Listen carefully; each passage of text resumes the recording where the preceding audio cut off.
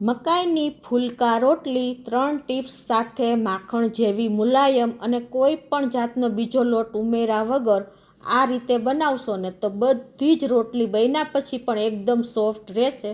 તો ચાલો આપણે બનાવવાનું ચાલુ કરીએ. હેલો ફ્રેન્ડ્સ, સુપર મેજિક રસોઈમાં મિત્રો હું આપનું સ્વાગત કરું છું. આજે હું મકાઈના લોટની એકદમ ફૂલેલી દડા જેવી રોટલીની રેસીપી તમારી સાથે શેર કરું છું. ગમે તો લાઈક કરજો, શેર કરજો અને નવા મિત્રો સબસ્ક્રાઈબ જરૂર કરજો અને બાજુમાં રહેલ બેલ આઇકનને પણ પ્રેસ કરજો જેથી કરીને લેટેસ્ટ વિડીયોની માહિતી ડેઈલી મળતી રહે. અને બાજુમાં રહેલ હાઈપ બટનને પણ પ્રેસ કરી દેજો જેથી કરીને અમને યુટ્યુબરના અમુક પોઈન્ટ્સ મળતા રહે. તો ઇન્ગ્રેડિયન્ટમાં આપણે જે મકાઈનો લોટ, પીળી મકાઈનો લોટ આવે છે ને એ જ લીધો છે, મીઠું છે અને ઘી છે અને પાણી. તો બનાવવાનું ચાલુ કરીએ. મિત્રો, આપણે રોટલી બનાવવામાં પ્રોબ્લેમ ક્યાં આવે છે કે રોટલી બની ગયા પછી ચવડ થઈ જાય છે, રોટલી ફાટી જાય છે. આ બધા જ પ્રશ્નોનું સોલ્યુશન આજે હું તમારી સાથે શેર કરું છું. ઘણા મકાઈની રોટલી બનાવે છે પણ ઘણી જાતના લોટ મિક્સ કરી અને બનાવે છે, પણ આજે આપણે કોઈ પણ જાતના લોટ મિક્સ કર્યા વગર ફક્ત આપણે મકાઈના લોટમાંથી જ એકદમ સોફ્ટ મુલાયમ રોટલી બનશે. તો અત્યારે આપણે 1 કપ પહેલા પાણી લેશું અને એમાં અડધી ટીસ્પૂન જેવું મીઠું નાખી દેશું. ટેસ્ટ એકોર્ડિંગ તમે વધઘટ થઈ શકે છે. અને 1/4 ટીસ્પૂન જેટલું આપણે ઘી નાખી દેશું. અને હવે આને આપણે ગેસ ચાલુ કરી અને ગરમ કરવા મૂકી દઈએ. ફૂલ ફ્લેમે જ આપણે આને ગરમ કરી લેશું. તો જો આપણું પાણી ગરમ થાય છે તો આપણે 1 કપ પાણી લીધું છે ને એની સામે આપણે 2 કપ મકાઈનો લોટ લેશું. કોઈ પણ તમે મેજરમેન્ટ કરો ને એ ડબલ રાખવાનો છે લોટ, વાટકો, વાટકી કે કપ.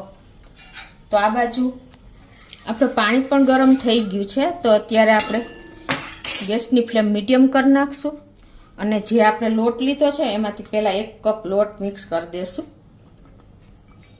અને એને આપણે આ રીતે મિક્સ કરી લઈ. ગેસની ફ્લેમ મીડિયમ કરી નાખી છે. અને હવે જે બાકીનો 1 કપ લોટ છે ને એ પણ આપણે આમાં જ એડ કરી દઈએ અને હવે ગેસની ફ્લેમ બંધ કરી દઉં છું.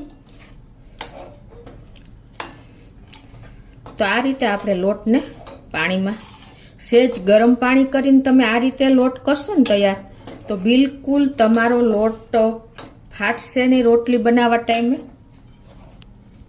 અને બની ગયા પછી પણ તમારી રોટલી ચવડ નહીં થાય એની હું ગેરંટી લઉં છું.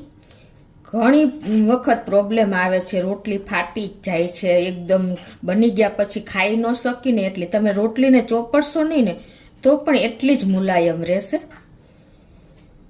તો હવે આપણે આ લોટને આ રીતે મિક્સ કરી લીધો છે પાણી ગરમ પાણીમાં અને હવે આને ઢાંકીને 5 થી 10 મિનિટ આપણે રેસ્ટ આપી દેવાનો છે.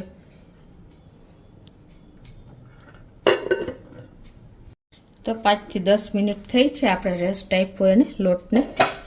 હવે જો આપણો લોટ પણ અત્યારે આ કન્સિસ્ટન્સી છે. હવે આને આપણે શું કરવાનું છે, મસરવાનો છે. અને એના માટે આપણે હુંફાળું પાણી, ટૂંકમાં તમે હાથને ટચ કરી શકો ને એવું હુંફાળું પાણી લેવાનું છે.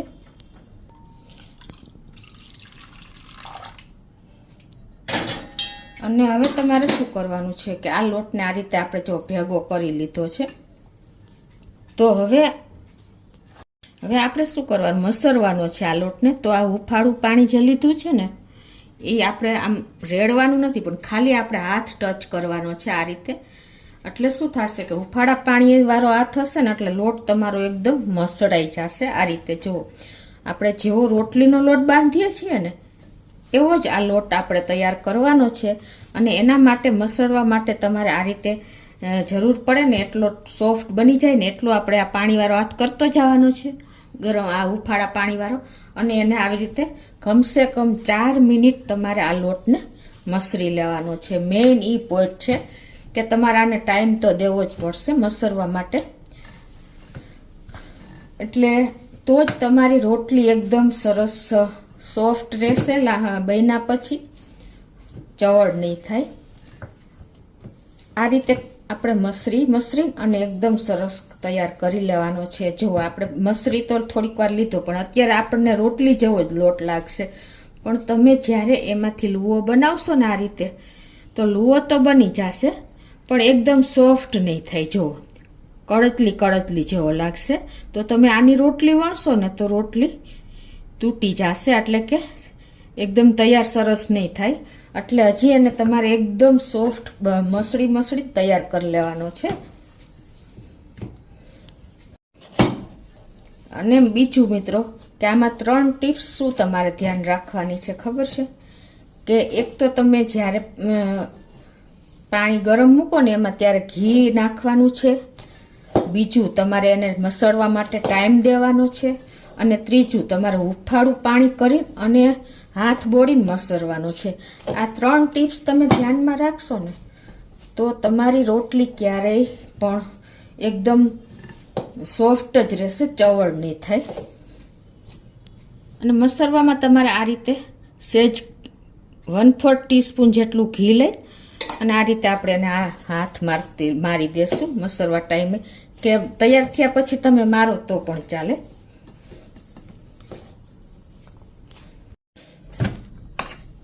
તો આ રીતે જો આપણે એકદમ સોફ્ટ રોટલી જેવો લોટ તૈયાર કરી લીધો છે. તો આ રીતે જો આપણે લોટને પણ સરસ એકદમ રોટલીના લોટ જેવો તૈયાર થઈ ગયો છે. હવે આને આપણે તમને લૂવું કરીને બતાવી દઉં કે આ રીતે તમે જો લૂવું કરશો ને તો એકદમ સરસ લૂવું તૈયાર થઈ જશે. જેમાં આપણે રોટલીના લોટનું બનાવીએ ને એ રીતે જ થઈ જશે. જો ક્યાંય પણ તિરાડ નહીં હોય, ફાટશે નહીં. આવો લોટ તમારે કમસે કમ 4 મિનિટ તો મસળવો જ પડશે, તો જ તમને એનું રિઝલ્ટ મળશે. હવે આ લોટને આપણે ખુલ્લો નથી રાખવાનો, આને આપણે ભીનું કપડું કરી અને ઢાંકશું. કેમ કે વણશું ને ત્યાં સુધીમાં એને હવા લાગે ને તો પણ તમારો લોટ સુકાઈ જશે ને તો રોટલી સરખી નહીં બને.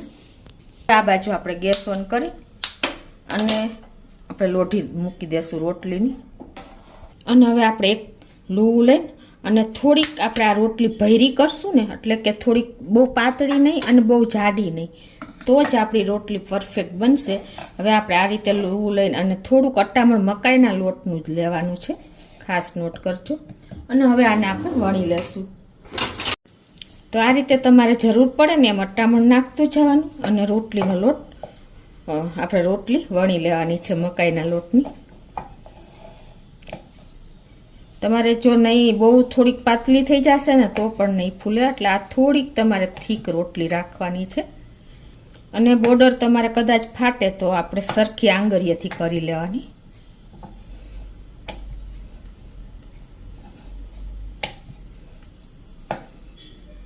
અને સ્ટીક થાય તો તમારે આને સહેજ લોટ લગાવી લેવાનો. આ રીતે જો આપણે રોટલી વણી લીધી છે અને તમારે કદાચ રોટલી અનઇવનલી થાય, બિગનર્સ હો તો એની માથે તમારે કોઈ ઢાંકણું મૂકીને અને સરખો ગોળ શેપ આપવું હોય તો આપી શકો. અને આ રીતે આપણે બોર્ડર સેજ ઓલી થાય ને તો આ રીતે આંગળીએથી સરખી કરી લેવાની. લગભગ મારે જરૂર નથી, ઇવનલી જ છે. તો આ રીતે આપણે જો રોટલી તૈયાર થઈ ગઈ છે.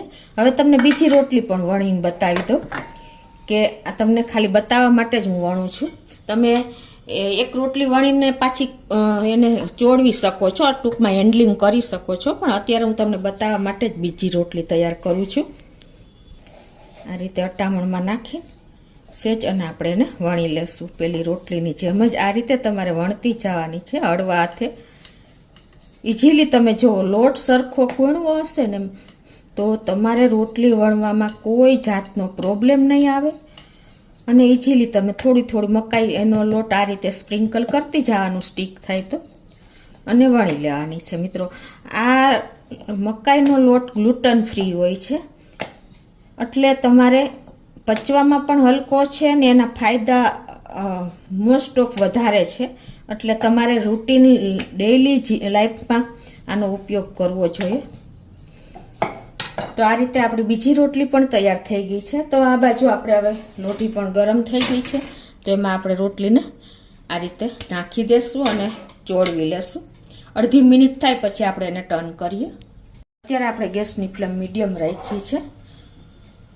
મિનિટ થઈ છે અને એને આપણે આ રીતે ટર્ન કરી લેશું.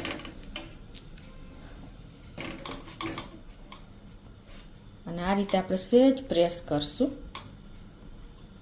તો આ રીતે જો એક સાઈડ પણ અડધી મિનિટમાં કૂક થઈ જશે. હવે એને આપણે ડાયરેક્ટ ગેસ ઉપર જ ફૂલાવી લેશું. જો મિત્રો, આપણી રોટલી ફૂલીને બોલ જેવી જ થશે, નો ડાઉટ. જો છે ને, તો આ રીતે આપણે રોટલીને કૂક કરી લીધી છે.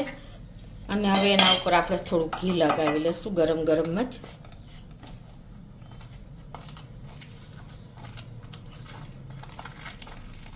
આ રીતે આપણે કરી અને પછી હવે બીજી રોટલી કૂક કરી લેશું ને આને આપણે થોડીક ઢાંકતી જવાની, એટલે આમ તમારી સુકાય નહીં રોટલી. એ જ રીતે આપણે બીજી રોટલી પણ કૂક કરી લઈએ. તો અડધી મિનિટ થઈ ગઈ છે અને ટર્ન કરી લેશું. તો બીજી સાઈડ પણ અડધી મિનિટ થઈ ગઈ છે, તો આપણે ગેસ ઉપર એને કૂક કરી લેશું. જો મિત્રો, આપણી રોટલી એકદમ ફૂલી જાય છે.